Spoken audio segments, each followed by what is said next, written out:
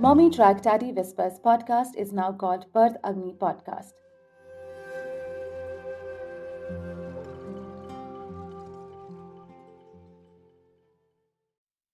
I remember I noticed a lot of my pregnancy symptoms.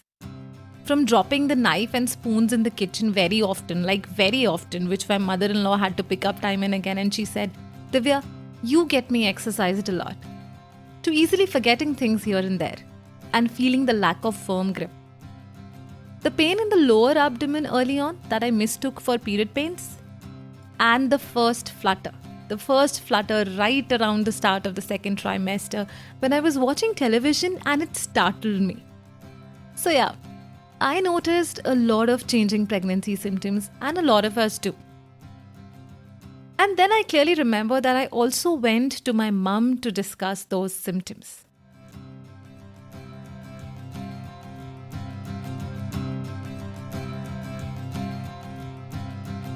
You are with me, Divya, in the Bite-Size Pregnancy series. And today we are talking about going back to our mothers in pregnancy. Back then, I did seek comfort in knowing that what was happening to me in pregnancy happened to others too.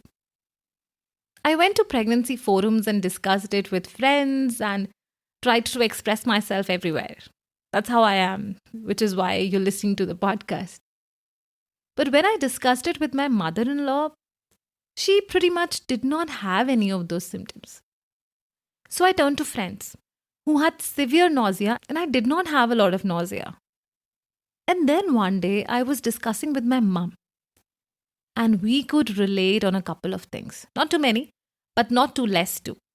And I was so glad, and I could feel that blood bond right then. My mom, like me, she remembered so many things. She had clear, vivid memories. It was also fun to know about the time I was little, about the time that she carried me, her apprehensions, fears, joyous moments. She told me that as an infant, I would burst out giggling when she would tickle my chin. So I tried that with Devi later, and it did not work. But she did not tell me about her struggle stories. She talked less of her struggles, but that's okay. Back then, I was only interested in knowing what happened to her during her pregnancy. And it did comfort me to have someone with similar symptoms and to imagine the time you were just beginning to form. It was mesmerizing, enthralling, and reassuring. And I have been under a belief that pregnancy and symptoms can have a heredity impact to some extent. And I did try to find a study on it while preparing for this podcast episode, to find a study on the effects of heredity on pregnancy. While there were studies on particular diseases that may already be hereditary in nature and reflect during pregnancy, and a mother may be carrying it from her mother, but there wasn't any that directly talked about the likeliness of you having your mother's symptoms. So my belief remains a belief. But there are two ways to look at this, like there are two sides to anything. And quoting Penny Simpkin because she said something on this. So Penny says that in your pregnancy, ask your mother to tell you her story of giving birth to you. Ask your partner to do it with his mother. What does your mother remember about going into labor? What did she feel when she first saw you and held you? Penny emphasizes asking these questions to our mothers, to our bloodlines. Now, there are two sides to a story. One is this. And on the contrary, we know that two pregnancies for the same mother can be very different. Can we even say there can be similarities in the pregnancies of the mother and the daughter? Let us see why Penny says a number of different things to ask your mother. When we go down to the history of birth, according to a research published in 2009 by public health researcher Harish Narayan Das, a sacramental theory of childbirth in India, it says that 70% of the births in rural India are at home, with about 74% of the total population living in rural India. And 2/3 of these rural births are attended by family or other forms of local experts which in the current anthropological and public health literature are called DIEs, or traditional birth attendants. And traditionally, the information is passed on to a mother by the experienced women of the family, of the house, of the community. And that information is passed on with the aim of preparing the mother to birth and help her relax. But today, we are already bombarded with information from all the sources during pregnancy. This information is usually casual, as if people are owning their stakes in your pregnancy when there are none in the first place.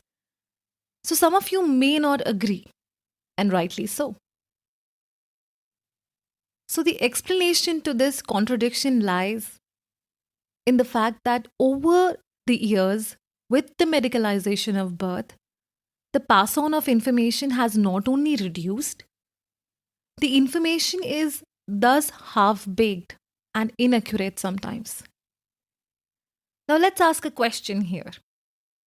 Can there still be some wisdom in going back to our mothers? Let's break it down. Here we want to take information directly from our mothers.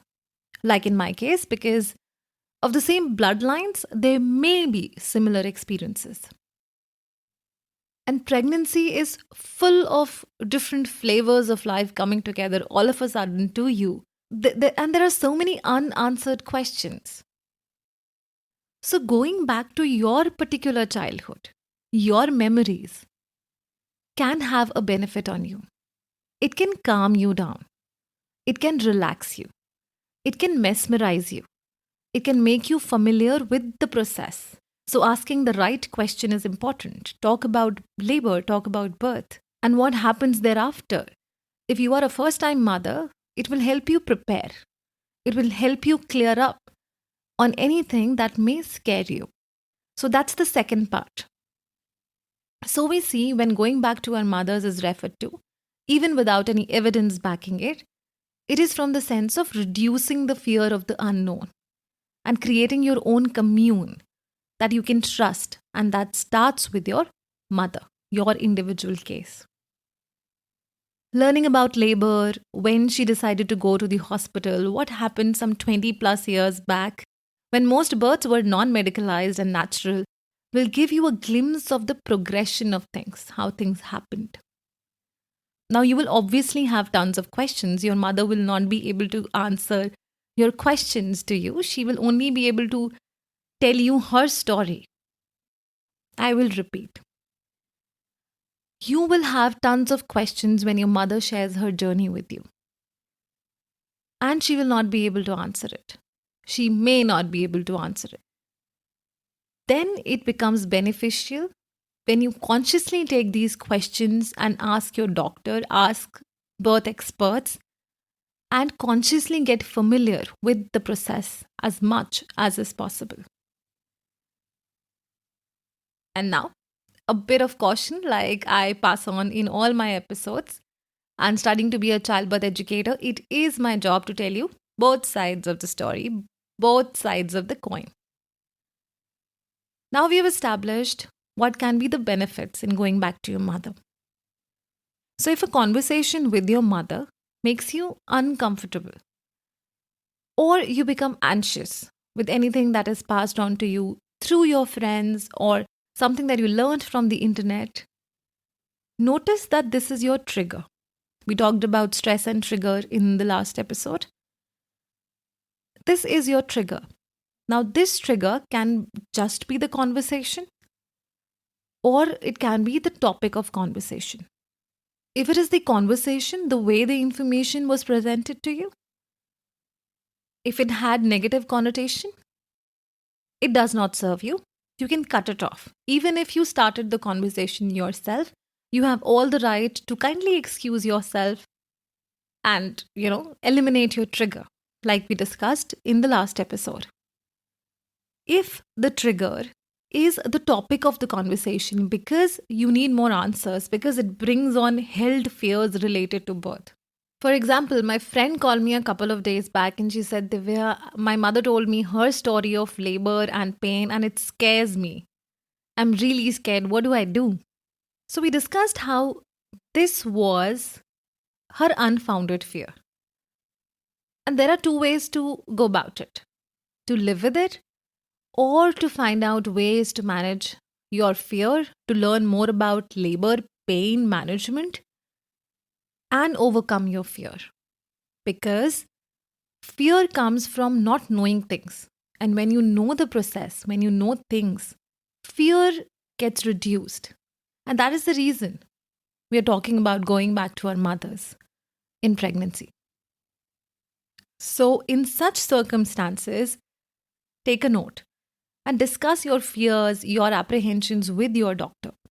You can also go to a birth educator and take a counseling session or take a few prenatal classes. Learning is the best way to overcome fears because there are support measures out there that you may not be aware of. Plus, knowledge helps you decide what to do. Imagine going into an aircraft for the first time and not knowing pre-hand how to go about it, and probably nobody helps you during that time. You'll be really hesitant, you'll be scared of the airplane. But since there are so many people to help you out with things in the airplane, it becomes easy for you to go about it. Here, you need to have that information beforehand. So, all in all, finding your commune is beneficial. But make sure that you decide who to let in that commune, because we do not want unsolicited advice coming from all corners to make the experience all the more confusing and dull. We need people who empower us, encourage us to learn and not comply with what they think is best. We need people to share their experiences with us without burdening us to walk in their shoes. But they give us a chance, an open space to share, learn, and take our own decisions and figure out things for ourselves. And that would be it. I wish you tons of luck in finding your commune that stays close together to you. And if you think you do not have a commune yet, you disappoint me, you're wrong. This is your commune. Please feel free to send in your questions, fears, apprehensions on my email ID, mommytrackdaddyWhispers@gmail.com. You can join me on my Instagram. The handle is Divya Kapoor Vox, VOX. All of this information is in the episode notes. In the next episode, we'll discuss about breast leakage during pregnancy. What is it? Should you be worried? With that, I will take a leave. And remember, our bodies have immense power. The immense intuitive power of our bodies lie within us. Our bodies know how to function, develop another human being, teach us the most basic functions like breathing, sucking within the womb, heal and recover. Remember, our bodies are powerful. Embrace it. And remember, all you pregnant mamas out there, you got the part. Take care and see you next time.